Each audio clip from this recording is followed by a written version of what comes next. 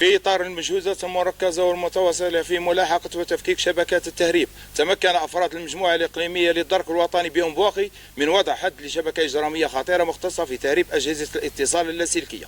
العملية النوعية جاءت نتيجة الاستغلال الأمثل للمعلومات، والتي مفادها محاولة تمرير كمية من أجهزة الراديو عبر إقليم الاختصاص، أين وضعت خطة أمنية محكمة بتكثيف عنصر التحري والاستعلام ونشر تشكيل أمني في كل المحاور والمسالك وتكثيف التفتيش والمراقبة، حيث تم رصد المركبة محل المعلومة وتوقيفها بالطريق الوطني 102 بالمكان المسمى مشتة المبدوعة. بعد توقيف المركبة ومراقبة الوثائق الإدارية تم تفتيش المركبة، أين عثر بداخلها على 122 جهاز حساس نوع بيوفانك. على الفور تم توقيف سائق المركبة واقتياده إلى مقر الفرقة.